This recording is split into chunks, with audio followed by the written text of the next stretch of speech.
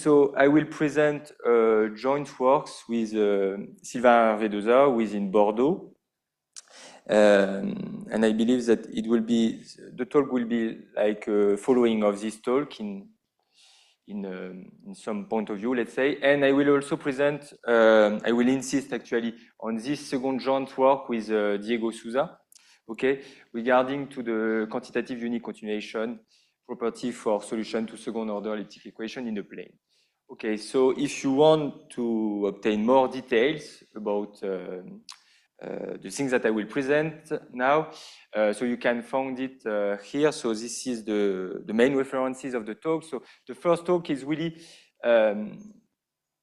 based, the motivation of the first talk is really based on the application of control theory to elliptic equation. I will explain a little bit after, based on some new observability inequalities for elliptic equations in the two-dimensional case with potential.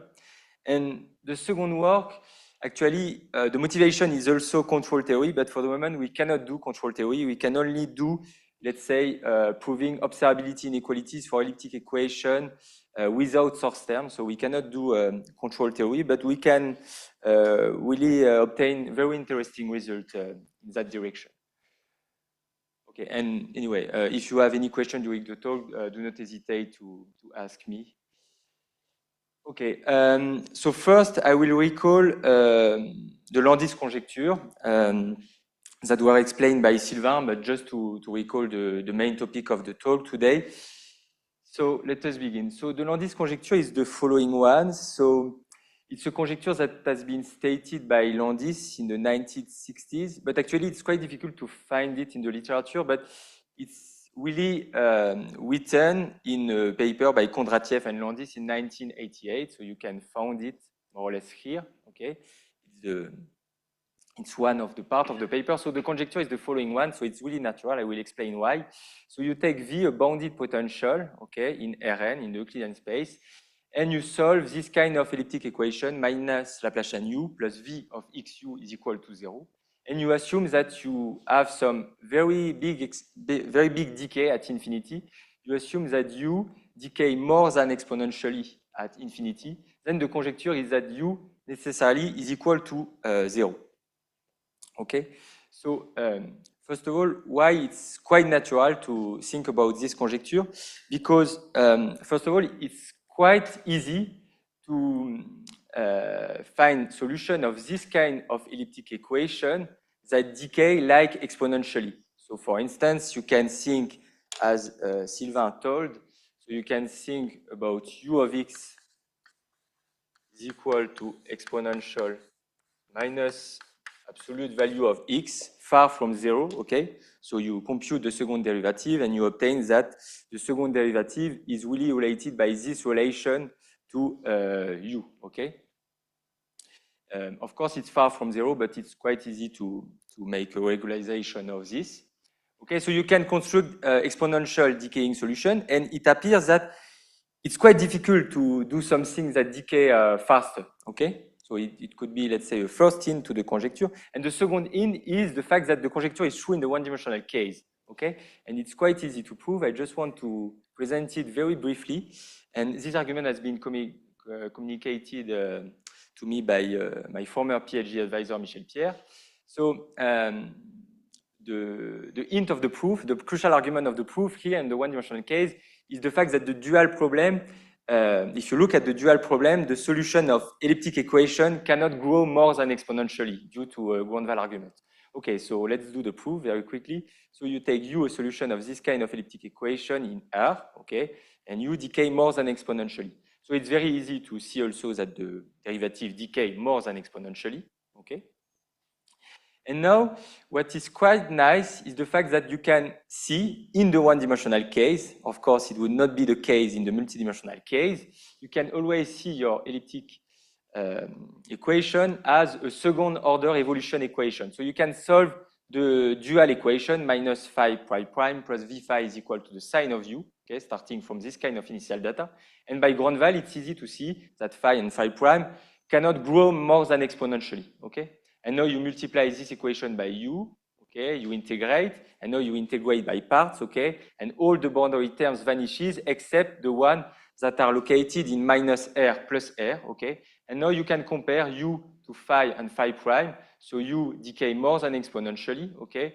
While phi and phi prime can increase like an exponential one. So this goes to 0 as r goes to infinity. So u is equal to 0. So this is the proof in the one-dimensional case. Of course, it would be difficult to extend it in the multidimensional case. So this justifies, let's say, more or less the conjecture. Okay. Okay, but actually the conjecture is false, as recalled by Sylvain, because of this very striking counterexample was found by Meshkov in 1991, because he proved actually that you can find a complex valued potential in the plane and u different from 0, that it is very smooth, satisfying this kind of elliptic equation, and with u decaying more than exponentially, u decaying like exponential minus x to the power 4/3. Okay? And this kind of counterexample that it is designed in the plane actually can be extended to RD, for D even, just by doubling the variable. But what I just wanted to say is the fact that this kind of counterexample cannot be really extended to RD when D is out. So actually, there are kind of open problems also related to that in the complex valued case. And also, he proved that it is optimal in the sense that the good exponential decay is this one, because if you take now u a solution of this kind of elliptic equation, u decaying more than exponential minus x to the power 4/3 plus epsilon, then u is equal to 0. Okay, so more or less, Meshkov has closed the story because he disproved the Landis conjecture and he said that, okay, the good exponential decay is this one. So this could be actually the end of the story. But in 2005, Bourgain and Koenig, in their paper in the localization of Anderson, we formulate a little bit the conjecture and actually improve the Meshkov optimality result and asking very interesting question regarding to the Landis conjecture. So I will explain now this kind of thing. So they prove, let's say, like a quantitative Meshkov result. So I will explain. So if you take now u a solution of this kind of elliptic equation in Rn, now it's in Rn. Of course, this Meshkov is also in Rn. There is no restriction on the dimension here. And you normalize the potential and you also normalize the solution. Then what Bourgain and Koenig told us, it's quite interesting, is the following fact. You take a sphere of size r, okay, very far from 0, okay, and you take any point on the sphere, okay, and you look at the supremum on a small ball of size 1, okay, okay, then the supremum on this ball is always bigger than this kind of exponential, okay, so it's very strong. It's really a quantitative reformulation of this kind of thing because as a corollary, you can really prove that this kind of result, because if you have a solution like this, you know that from this that you have this lower bound on U, okay? So you have this lower bound on this ball, but you know also, if you assume that U decay more than that on this ball you decay more than exponential minus r to the power 4/3 plus epsilon. So this is a contradiction. So this is really very strong reformulation of Meshkov optimality result. Okay. And what also was very important, I believe, in their work, it was two questions after the quantitative reformulation of unique continuation. And I just rewrite it as a conjecture, but in their paper, it is really written as a question. But it's better, I believe, for the understanding to reformulate it as a conjecture, okay? So now you take a solution of this kind of elliptic equation, the same as before, but you assume that V is real valued, okay? Note that the Meshkov counterexample, it was for complex valued potential, okay?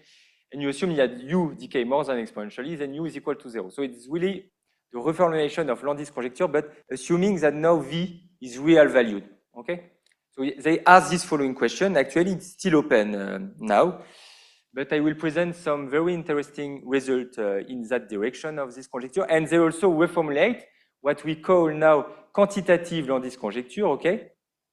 It's like the result that I have explained just before. You take U, a solution of this elliptic equation, assuming that V now is real valued, you normalize it. Can you prove this kind of lower bound on U in the sphere of size R, okay? So you replace the 4/3 by 1 plus epsilon, okay? So of course, this quantitative Landis conjecture, if we can prove it, you immediately obtain this qualitative Landis conjecture by the arguments that I have just mentioned before.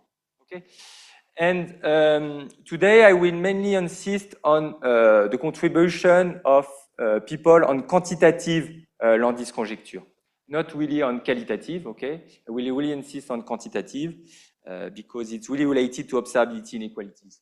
Okay, and there are, let's say, two breakthrough results in that direction. Of course, there are many important results, but I should say the two breakthrough results in that direction are this one. So the first one is by Koenig, Silvestre, and Wang in 2015, who proved that in dimension 2, okay, considering an elliptic operator like that, okay, an equation on U like that, assuming that V, okay, is real valued, but assuming more, assuming that you have a sign condition on V, okay? It's really a strong condition because here you assume like a maximum principle on your elliptic operator. Then they were able to prove this kind of quantitative unique continuation property at infinity, okay? And I do not speak, of course, about qualitative Landis conjecture here in this case because it's really easy in this case, because if you have a maximum principle for the elliptic operator, then if U is equal to 0 at infinity, then necessarily U is equal to 0. Okay, so the real contribution here is to prove the quantitative unique continuation property. Okay, and another, so yes, many important results by Koenig, Davy, Wang, Zhu were devoted to the extension of this result for difficult class of elliptic operators after that. And the next breakthrough result was by Logunov, Melnikova, Nadirashvili, and Nazarov, who proved that actually, if you take minus Laplacian U plus VU is equal to 0 without sign assumption on V, okay, then the quantitative unique continuation property still holds. So in particular, in this case, you immediately obtain that the qualitative Landis conjecture holds, and here it's not trivial at all because you do not have maximum principle on the elliptic operator. Okay, so what it is quite strange here is the fact that there is really a big difference between the complex valued case and the real valued case, because in the real valued case, the Landis conjecture is true, while in the complex case, it's not true by Meshkov. Okay, and there are also important results concerning qualitative Landis conjecture, assuming some maximum principle on the operator by Rossi, Sirakov, and Souple.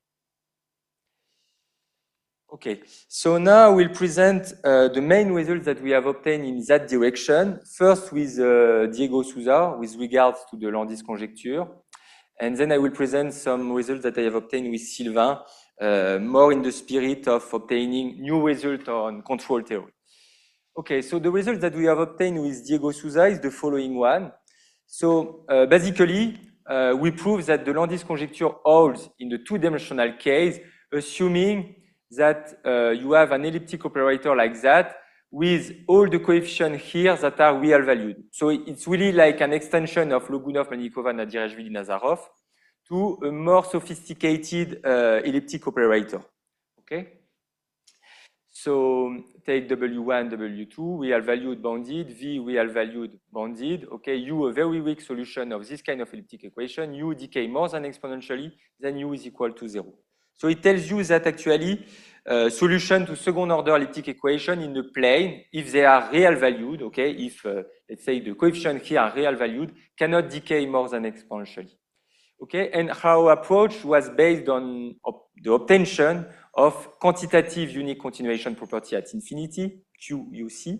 Okay, so basically we obtain the result stated by Bourgain and Koenig for this kind of elliptic operator, where we have normalized all the potential and also the solution. Okay, so U on the sphere here has a lower bound that it is like exponential minus R to the power 1 plus delta. Okay.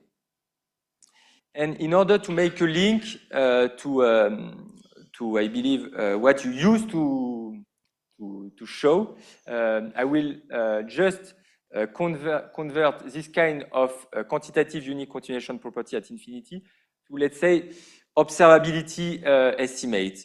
Okay, so now actually the result that I have presented just before is really based on this kind of result. Okay, so you take a solution of this kind of elliptic equation in a ball of size 2, okay? Now you do not normalize the potential, okay? And you assume that you have, let's say, some kind of control of the solution. So you have your ball of size 2, okay? And you have also a ball of size 1, okay? And you know that you control your solution in a whole ball, okay, by the solution in a ball of size 1. And now you want to propagate this information to a very small ball, okay, to a ball of size R, okay? It's like proving some observability estimate, okay? You want to prove, you want to control what happened in the whole ball to what happened in, let's say, little omega, what we call little omega in observability estimate. But now little omega is allowed to shrink, okay, because we want to prove some kind of observability inequality like that uniformly with respect to R. So the observability estimate looks like that, okay? You can control U in a ball of size 2 by U in a ball of size R with, let's say, a crucial estimate on the observability constant. Okay, so let me do some links to what has presented Sylvain before. Okay, and first, of course, this theorem, not of course, it's like a scaling argument, but it's not too difficult. This theorem will imply the two other one, okay?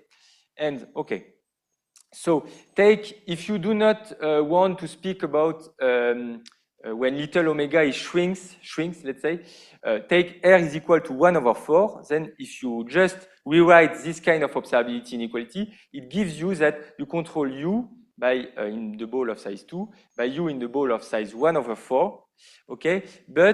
And you have, let's say, an observability estimate that it is quantitative in function of the potential appearing in the equation, in function of W1, W2, and V, okay? And what is new here is the fact that if you do Karleman estimate, as Sylvain has presented before, you cannot obtain this kind of thing. If you do Karleman estimate, you will obtain in function of the potential V to the power 2/3, okay? And in function of W1 and W2, you will obtain W1 to the square, W2 to the square. Here, it's just refinement of this exponent by using a completely different approach, let's say, okay? Okay, and one can also improve this kind of exponent here to a better exponent. Okay.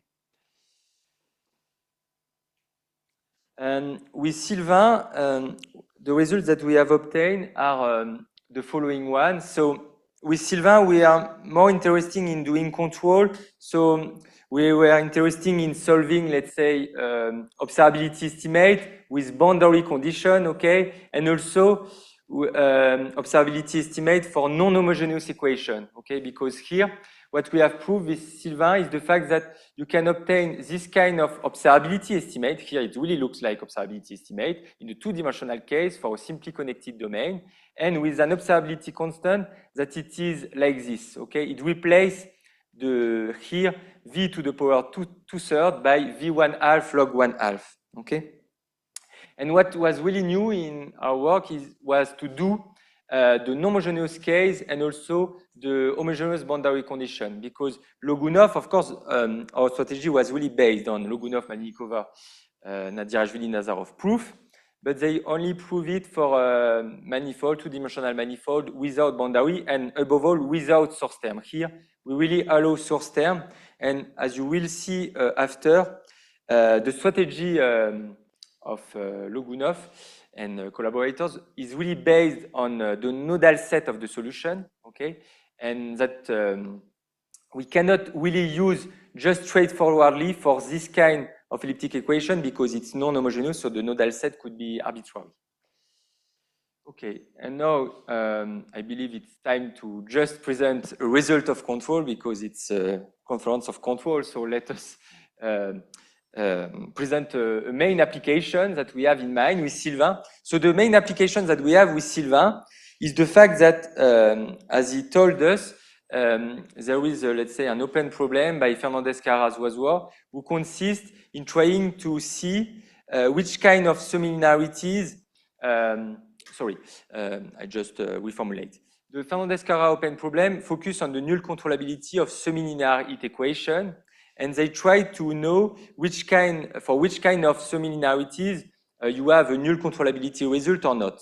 And there was a gap in their result because they proved more or less that if f here grow less than y to the power log 3.5, then you have null controllability. And if f grow more than y log to the square, then you do not have null controllability. Sylvain has presented this kind of result. So, and there is a gap between 3.5 and 2. So we are interested in this kind of problem, but unfortunately we cannot solve it because we can only obtain observability inequalities for elliptic equation. So this is why we formulate a control problem in the elliptic case. So the elliptic control problem is like that. Okay, you are given a source term f, okay, and you have a similarity that vanishes at 0. And the question is the following one: can you solve this kind of elliptic equation by adding a control? So of course, if you do not add a control, okay, even if f is linear, you need to impose some condition on capital F to just solve the elliptic equation. You can think about f of y is equal to minus an eigenvalue of the Laplacian times y, okay? And but with the control, actually, you can do many things. You can really solve. So the positive result that we have obtained in the two-dimensional case is the following fact. Assume that f grow less than this quantity for p smaller than 2. Then for every f, indeed, you can solve this elliptic control problem. You can find a pair YH in this functional space satisfying the Laplace equation. And the negative result is really in the spirit of Fernandez-Carras-Voisois, because if you take a similarity that grow a little bit bigger, that S log P with P greater than 2, then you cannot do it, okay? There exists a F such that for every control that you put in the equation, you cannot solve the semi-linear elliptic equation. Okay, so this was the, let's say, the application that we have in mind, okay, that we have done here. And yes, for the moment, we can only do this kind of thing in the two-dimensional case, of course. And for the moment, we cannot include nonlinearities, including the gradient, because with Diego, we were not able for the moment to treat boundary condition and to treat source term. Okay. Yes. Okay. Now I will also take a very big risk as very big risk as Jean-Pierre. I will try to do a sketch of the proof. Okay. So I believe this slide perhaps is the one of the is the most important, I believe, of the talk, because it just summarizes the method of the proof. Okay. So just try to focus on, and then after you can forget. Okay. So the main thing that we want to do is to prove an observability estimate for this kind of elliptic equation, okay? Assuming, okay, this kind of what I call boundary condition, but you can forget for the moment, okay? And what we want to really do is to obtain an observability estimate that it is quantitative like this. You want to quantify in function of the potential. And what we do not want to do is to apply directly Kerlman estimate. Because if you do Kerlman estimate, so if I just recall you very briefly, the thing is that to just do a scheme. So you have like S cube U square, okay? I just 2S phi, okay? Is smaller than C, like, okay, minus Laplacian U to the square plus observation, okay? Okay, and here, if it is VU, okay? Then, in order to absorb, Sylvain has explain that, you need to take S like V to the power 2/3. Okay. So if we do Kerlman estimate, we are stuck because we classically obtain the observability constant that it is, let's say, classical. So we cannot do that, okay? And the very big drawback also is the fact that the Kerlman parameters are optimal. So you cannot improve in that direction. You really need to do other things. So now the method of the proof. So what we want to do, because the difficulty is the potential V, okay? So what we want to do is to remove it, okay? So in order to remove it, the goal would be first to construct a multiplier phi that it is positive to this kind of elliptic equation, okay? Okay, assume that you can do that. Okay, now what you set is V is equal to U over phi. So phi is positive, so it's allowed, okay? And now you want to know which kind of elliptic equation is satisfied by V, okay? It's quite straightforward to obtain that V satisfied this kind of elliptic equation, okay? A divergence elliptic equation. And now you have reduced your Schrödinger equation to a divergence elliptic equation, and now you are in the two-dimensional case. So what it is quite important in two-dimensional case is the fact that you can use many tools from complex analysis, and above all, in the two-dimensional case, you can really simplify, in some sense, elliptic equation into very simple one, okay? So this is where we use the two-dimensional case, okay? So we simplify to a very simple elliptic equation, Laplacian, and then we apply unique continuation arguments that are known in the literature. Okay, so 3 steps in the proof that you really need to remember. Construct a multiplier, phi, then reduce to a divergence elliptic equation, then simplify by complex analysis argument, then apply unique continuation argument, okay? Instead of doing Kerlman estimate directly on the equation. This is the 3 steps. They are all the same in the proof in the two-dimensional case. Of course, there will be technical difficulties. Okay, so let us present first the proof of Koenig-Silvestri-Wang in 2015, and based on this method. Okay, you start from this elliptic equation, and you assume that V here is non-negative. It's really important. Okay, you assume some kind of, let's say, boundary condition, and you want to prove this kind of observability inequality. Okay, so first, you try to construct a positive multiplier to your equation. Okay, so now I will just, it would be important. Why? It's quite easy. In order to construct a positive multiplier of this equation, one first step perhaps is to try to solve, okay, this kind of elliptic PDE. Let's say with a F, okay, psi is equal to 0. Okay, this kind of PDE has, let's say, a variational formulation like that. Let's say nabla Q plus V psi Q is equal to FQ. Okay, something like that. And if you want to check the coercivity condition in order to solve, okay, so coercivity. Okay, it's really easy here, okay? Why? Because V is non-negative, okay? So here you have psi H10, okay? So it's quite easy to solve this kind of elliptic equation, and with this at n, it's not so difficult to solve this kind of elliptic equation with phi that it is positive, okay?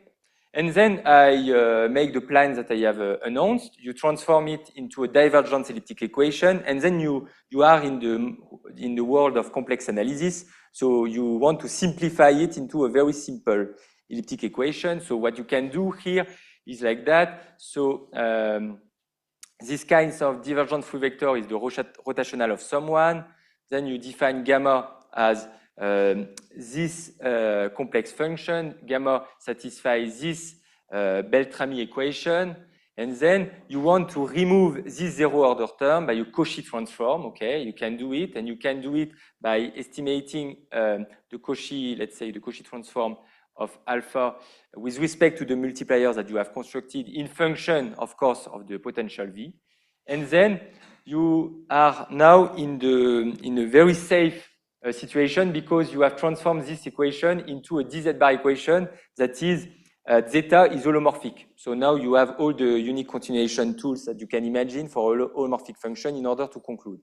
And of course, what it is, let's say, difficult here, perhaps, but I do not mention too much here, is the fact that you need to do all the steps in a quantitative way because at the end, you really want to make appear this V1 half, okay? And the crucial point is the construction of the multiplier with this gradient logarithm estimate, okay, in function of V. Okay, but see, always the three steps in the proof. Construction of the multiplier, reduction, simplification, and then unique continuation tools. Okay. This was for Koenig, Silvestre 1. And for Logunov, Malinikova, Nadirashvili, Nazarov, what is the big difficulty here is the fact now that you want to prove more or less the same, but V is only real valued, okay? So the big deal now is the fact that if you want to solve this kind of elliptic equation, okay, that is the first step in order to construct the multiplier, there is a big problem here, you see, because V now has no sign condition, so certainly you cannot obtain this kind of coercivity condition, okay? So the basic idea is what? Okay, what you have here is the fact that you have a very good term, okay? And this one, okay, is not so good, but what you can do first is perhaps to do something like that, because we try to solve with homogeneous boundary condition. So if I try to do coercivity, you can try to bound this term, okay? Psi square, okay? So you can do like point carré inequality, okay? And V is bounded, okay?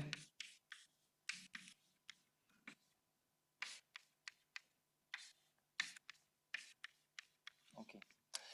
So the point is that if this one is here there is no square, right?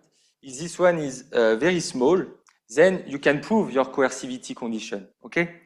But the problem is that you are working in a ball of size 2, so a priori there is no possibility that this one is small, okay?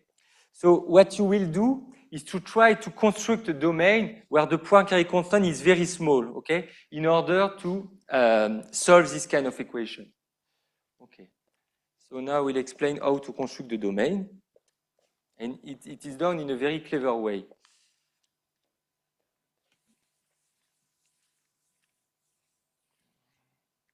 Okay, you have your solution of your elliptic equation in a ball of size 2.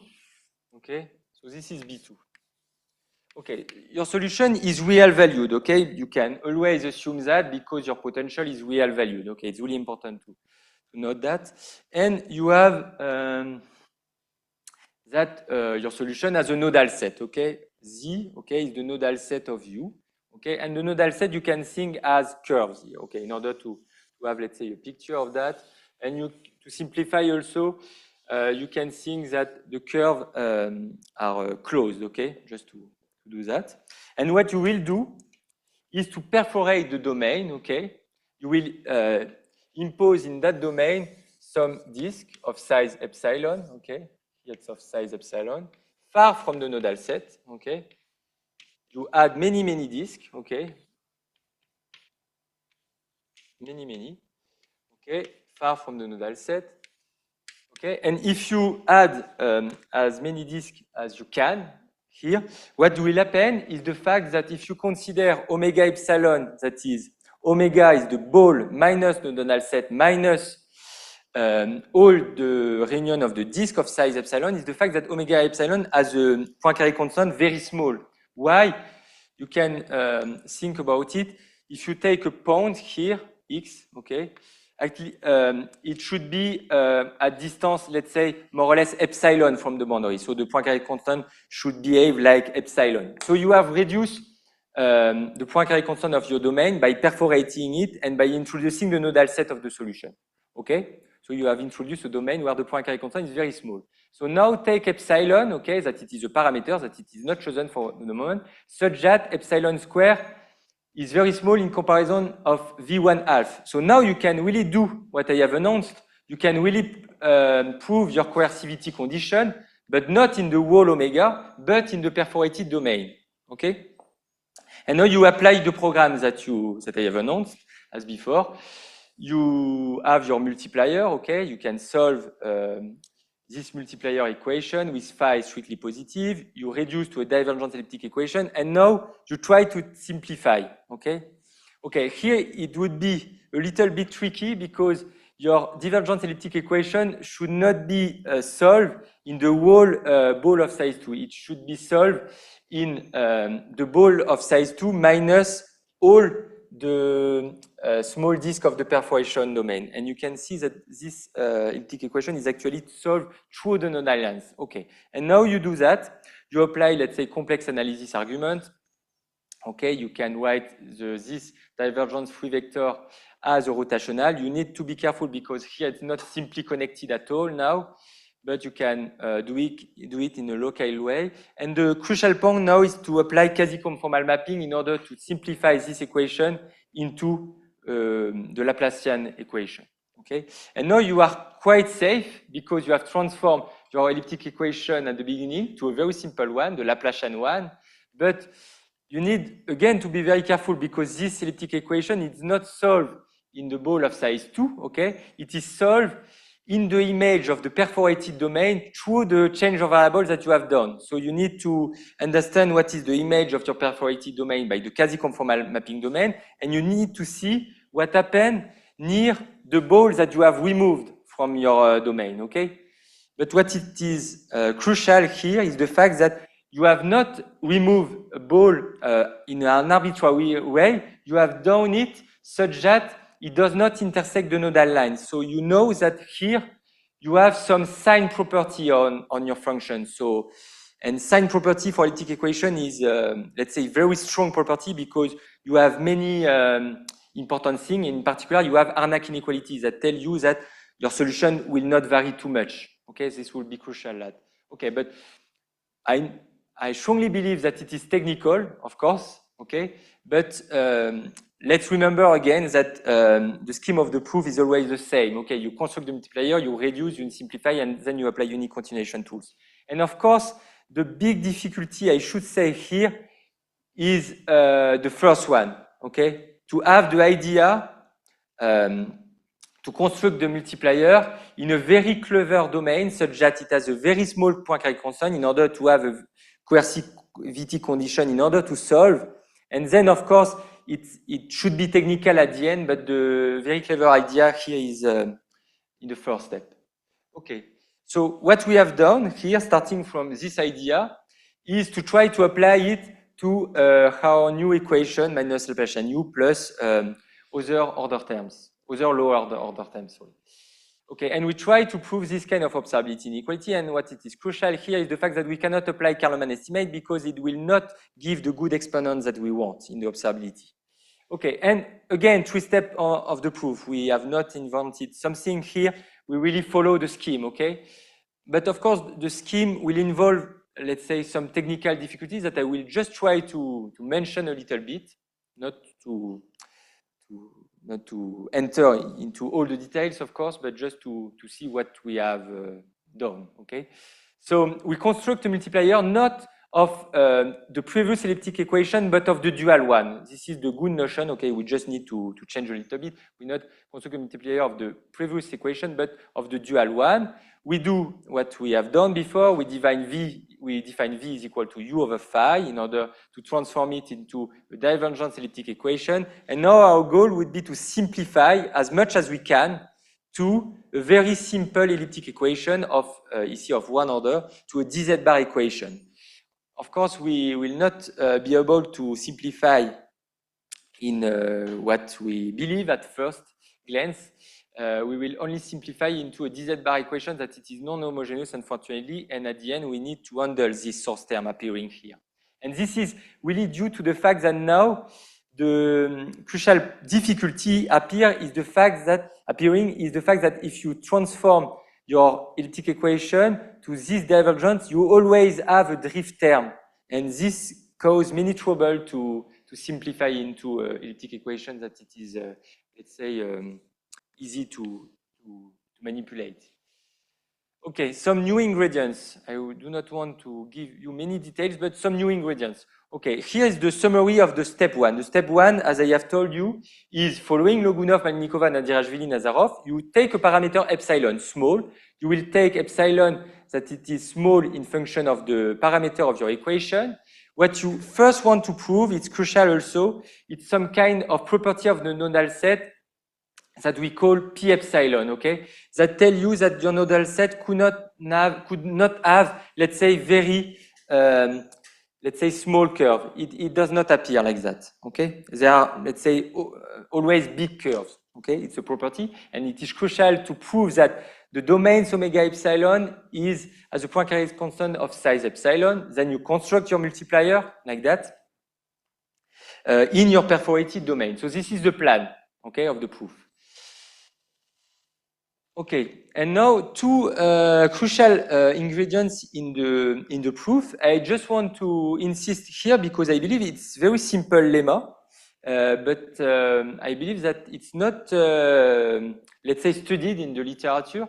It's some kind of the potential of maximum principle that are quantitative, okay, but quantitative in function of the Poincare constant. So basically, when we try to prove maximum principle for elliptic equation, what we do normally is to try to apply Stampacchia iterative strategy. But if you do something like that, the constants that appear in the maximum principle will be in function of the measure of omega. But here we want to do in such a way that the constant appearing here is quantitative in function of the Poincare constant of the domain, because we want to work in a domain with a very small Poincare constant, and we want to have estimates on the function phi satisfying this kind of elliptic equation in order to construct the multiplier. Okay, so these are, let's say, lemma that were adapted from Logunov, of course, and collaborators, with the novelty that we need to introduce W that cause, let's say, some kind of difficulty. But more importantly, in order to treat divergence lower order term, we need also to derive weak maximum principle with divergence source term. And here with divergence source term, we had a difficulty because the scaling argument should tell you that normally, in function of the Poincare constant, the L infinity norm of the solution of this kind of elliptic equation should behave like C epsilon times the L infinity norm of the divergence source term. But for some reasons, we are not able to obtain the C epsilon, only C epsilon 2 divided by P, okay, with P greater than 2. And this is one of the reasons that we were not able to obtain, let's say, optimal observability estimate. We are losing some delta, okay? This is the reason that we are losing some delta here, okay? Okay, I will not speak too much about that. And this will allow you to prove some, let's say, properties on a nodal set in order to prove that the Poincare constant of the perforated domain is very small. Okay, I will not insist too much on that. What it is really important is this proposition is the fact that we can indeed construct a multiplier phi in omega epsilon, which has a Poincare constant very small. Okay, and actually the solution of this kind of elliptic equation should behave like one. It should be one plus very small things that it is quantitative in function of the potential and in function of epsilon. Okay, so this is the summary. You choose epsilon, you perforate, okay, and you construct your multiplier. Okay, now you do reduction and simplification, okay, and this is the plan of the reduction step. So as I have announced, just to insist on new difficulties that we have here in this step is the fact that you can reduce to a divergence elliptic equation, no difficulty here. But here, if you do a change of variable, quasi-conformal change of variable, you have a quite new difficulty here is the fact that you cannot simplify your divergence elliptic equation into a very simple one. You still have a drift term involving W hat, that it is function of W1, W2, and also in function of the derivative of the change of variable. And the point is that, okay, this is quite interesting because you have simplified your elliptic equation at the beginning to this one. So you have removed many lower order terms. But if you want to do Carleman right now, you have a big difficulty because Carleman is not the good tool in order to treat this divergent lower order term. So you will always lose something at the end. So you will not obtain what you expect. So this is why you really need to do other stuff in order to handle this new term, okay? In order to simplify it to a very simple one before applying unique continuation tools. Okay, this is the change of variables that we are doing. We make a quasi-conformal change of variable in order to reduce your elliptic equation, divergence elliptic equation to a Laplacian one with a divergence drift term, okay? So this is what I have announced. It's quite contained in Logunov, let's say. And now what it is not contained is to do another simplification. I will, please do not read, just read that, okay? Okay. What we have now is the fact that you have a divergence elliptic equation, a very simple elliptic equation that you can see it as a divergence free vector, okay? And now I just want to write it, the divergence free vector, as the rotational of someone. But of course, you are not working in a simply connected domain. So what you will do, you will write it as a rotational of someone plus some error term coming from the perforation of your domain, okay? And what I really want to insist, it was a big difficulty, it took us some time, is the fact that you want, the good strategy in order to do that, is to do that not in the Cartesian coordinates, but in the polar coordinates. It will appear a crucial point at the end of the day, okay? So basically here you just write it as the rotational of someone plus source term. And now you do all the simplifications that you have in complex analysis tools by using Cauchy transform and something like that, very, let's say, powerful estimate on the Cauchy transform to transform your elliptic equation into a very simple one with a source term. Okay, and now you apply the unique continuation tools that you have, and I just want to give you, do not want to give you many details on this part, but of course, what we will use here in this part is the Harnack inequality in order to handle the perforated disk that we have put in the domain. And what I really want to insist here also is the fact that because of the fact that the Carleman estimate has a weight here that it is radial, okay? This is not a choice, actually. This is, let's say, the standard Carleman weight when treating dz bar unique continuation property. In order to deal with the source term appearing in the second step, you really need to use the Poincaré lemma in polar coordinates in order to handle all the remaining terms in the right-hand side, okay? And now you conclude by just gathering all the things that you have in order to obtain the observability estimate that you want. Okay, so let's conclude about some open problems that we can work on. So just to remind you, what we have proved is the fact that you have this kind of quantitative observability estimate in the two-dimensional case for solution of this kind of elliptic equation, okay? Assuming some kind of boundary condition or some, let's say, unique continuation in the ball of size 2 in function of the ball of size 1, how it propagates, okay? How it propagates. Okay, and in particular, it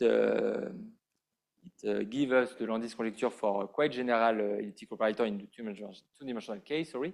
Okay, what we can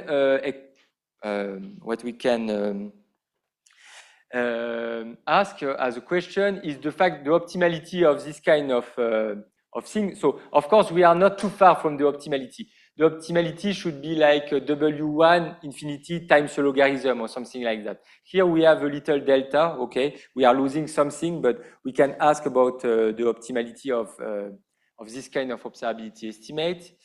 And what we really want to do now, more importantly, is to try to do source term for this kind of elliptic equation with also boundary condition, true boundary condition, in order to do control of elliptic equation in the spirit of what we have done with Sylvain in 2023. But of course, there are many important difficulties appearing for treating source term and Dirichlet boundary condition, because as you see, we are doing, for treating such an equation, we are doing many transformations, but that cannot keep the boundary conditions that we have at the beginning. And also, in order to deal to the source term, what I really what I do not say is the fact that it's really tricky to handle the nodal set of this kind of elliptic equation. So we really want to know what happened in this case, but for the moment we don't know. Another perspective is to treat, let's say, lower order terms that are not L infinity but LP, try to quantify in function of this. Okay, it will give some application, of course, to control of elliptic equation also. And what I really want to insist also is the fact that for real value setting, the Lantis conjecture is still not proved or disproved for dimension bigger than 3. Okay, I hope that I was not too technical, and I'm pleased to answer questions if you have. Thank you very much. Yes. I have a question. So in your paper with Sylvain, yes. So if I understood correctly, you have a better estimate than the Carl-Lehmann estimate. Yes. Right? But still you have the nonlinearity like Kara and Zua. Yes. Why is that? It's, why? Sorry, why is that? Yeah. Yes. It should not be the better estimate. Here what we have. If we just look at Fernandez-Kara-Zuazua paper regarding just applying the same method with Carl-Lehmann estimate and fixed point method, what we can do is only p smaller than 3/2. Okay. What so we have. Can do up to okay.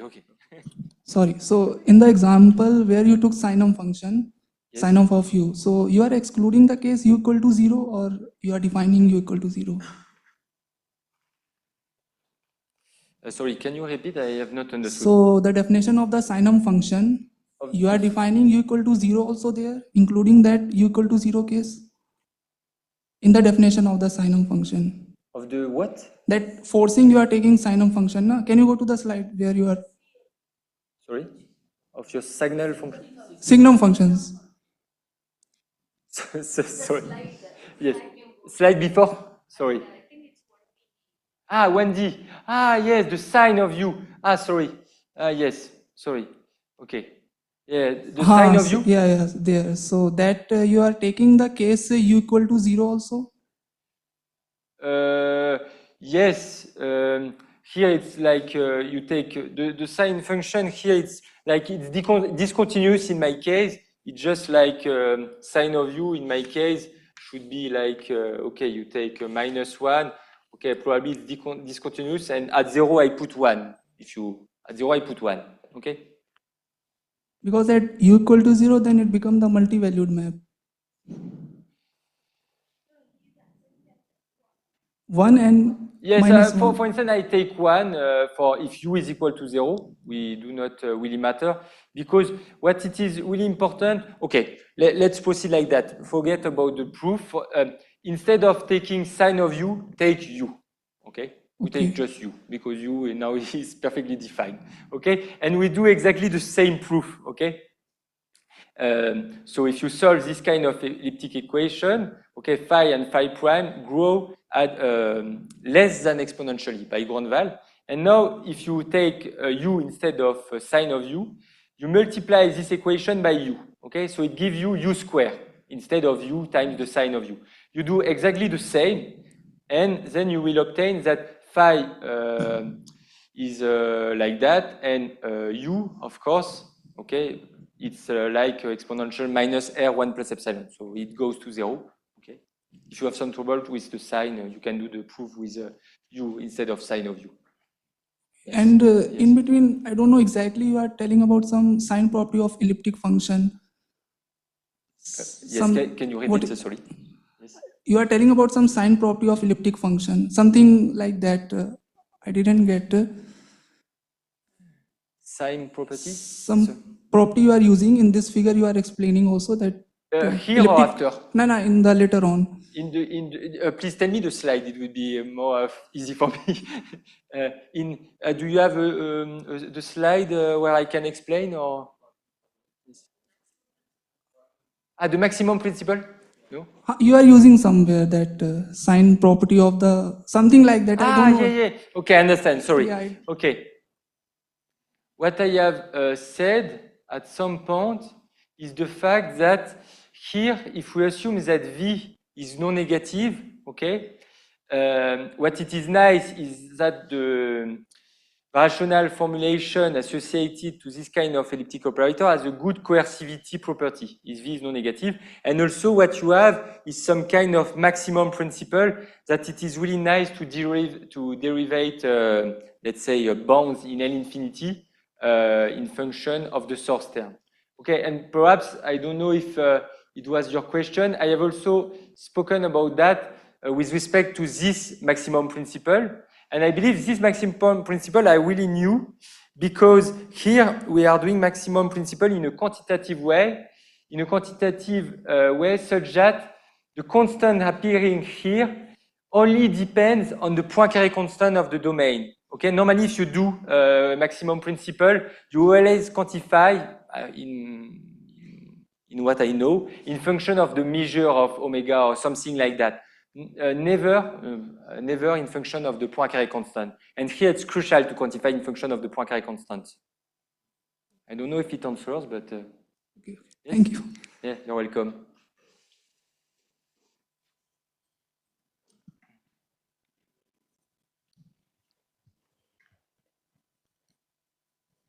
Is anything known for other unbounded domains like half plane or exterior domain? Is there anything conjecture is there? Yeah. This is very interesting question. Okay, so I have many answers about it. So what I can say is concerning concerning this kind of works in the two-dimensional case. Okay, here I only focus on two-dimensional case, but here Koenig, Silvestri, and Wang can also handle exterior domain. That is, you solve this kind of elliptic equation, okay, and what you can prove is this kind of quantitative unique continuation property at infinity, but only assuming that you have this kind of elliptic equation that is in the exterior of some ball, okay? Because actually, what it is quite what we expect, of course, is the fact that what is really important is the behavior at infinity. So it's a very natural question to ask what happened in the exterior domain. So here you can extend. My first answer is you can extend to exterior domain this work. This work for the moment, no, because a point is that simply connected arguments are used. So for the moment, you cannot extend this. And concerning Rossi-Sirakov-Souplet, there are many results in exterior domain, very interesting results. But the main, let's say, drawback of this work is the fact that they are assuming some kind of maximum principle of the elliptic operator. Okay, so you have many results in that direction. And any extension to Stokes operator? Yes. This was a question that some people have asked me before also, and I believe that I have no answer to that. Yes, let me think a little bit.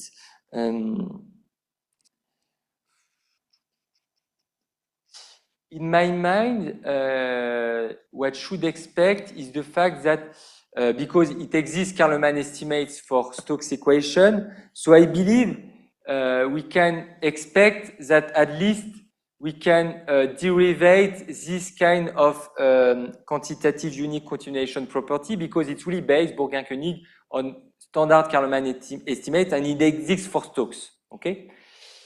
Okay, this is my first answer. My second answer is the fact that can we, let's say, improve this kind of things to a lower bound like this for Stokes.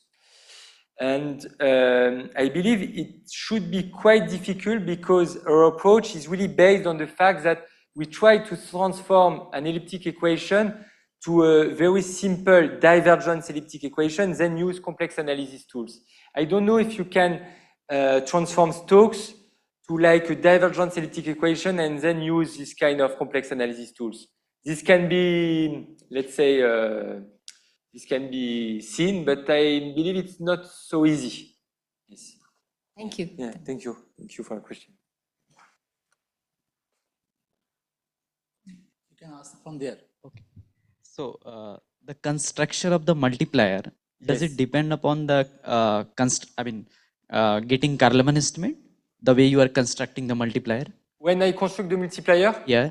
and what is the question? So Which is it- kind of property I have for the multiplier? Or? No. Is it based on this construct? No. I mean, Karlman estimate? No, the it's not construction? based at all. It's really based on it's really based on standard elliptic tools, like you know, you try to solve this kind of elliptic equation, okay?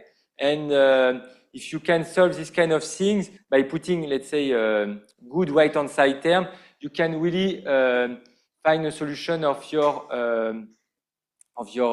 equation like that. But what is important in your question also is the fact that here in this case, okay, I have said that it's quite easy to construct a multiplier because of the fact that you have a coercivity condition on your operator. But the fact is that here phi is also very, has really important property when you try to simplify it, because you can really derivate like gradient estimate on phi. You see, gradient of logarithm of phi is smaller than v1/2, okay? And it's really important in this step in order to quantify all the things at the end in order to obtain the observability estimate. But the point is that when you are doing the Logunov-Melnikova-Nadirashvili approach, at some point, we were trying to do the same kind of thing here.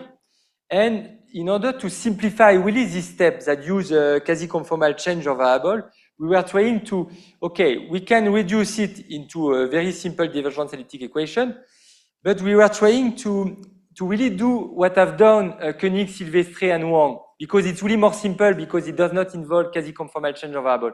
But the main drawback of this strategy is the fact that when you construct phi here, you only have L infinity estimate on phi by maximum principle, not at all gradient estimate on phi. This is why you really need to use this quasi-conformal change of variable.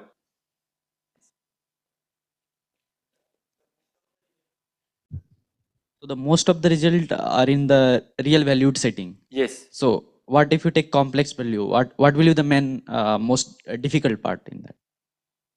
Okay. So when you take this potential and vector magnetic field to be just a complex. Yes. Okay.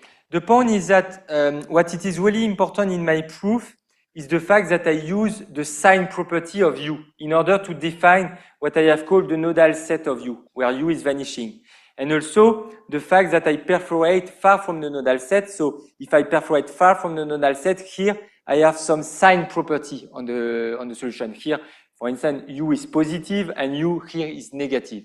What I really use is not really the fact that the potential are complex valued or real valued. What I use it in order to construct the multiplier, but what I really use is the sign property, the fact that U is real valued. And the point is that, of course, for complex valued function, you cannot really define the nodal set. You can define it, but it's really difficult to manipulate, you see. And but of course, what is quite interesting is the fact that you have also, you can think that, okay, Meshkov has more or less closed the complex valued case because he has proved the fact that this is the, let's say, the best decay that we can obtain. But the point is that he only constructed his counterexample in the two-dimensional case that is complex valued, and you can extend very easily for even dimension, but for odd dimension, actually, it's completely open. So even in this case, you have many open questions. Yeah, thank you very much. Thank you.